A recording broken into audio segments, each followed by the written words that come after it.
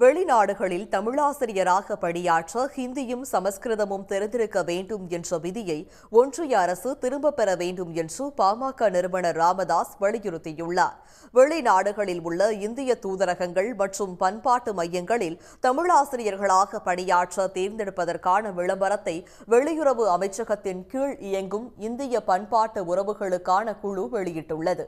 அதில் தமிழ் இலக்கியத்துடன் முதுகலை பட்டத்துடன் ஹிந்தி மற்றும் சமஸ்கிருத மொழியறிவு விரும்பத்தக்க தகுதியாக அறிவிக்கப்பட்டுள்ளதற்கு ராமதாஸ் கண்டனம் தெரிவித்துள்ளார்.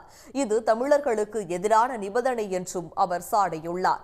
தமிழ் மொழியை ஆங்கிலத்தின் வழியாக யாருக்கு வேண்டுமானாலும் கற்றுக் கொடுக்க முடியும் என்ற போதிலும் சற்றும் தொடர்பில்லாத ஹிந்தி சமஸ்கிருத மொழியறிவு ஏன் தேவை என்பது புரியவில்லை எனவும் ராமதாஸ் குறிப்பிட்டுள்ளார்.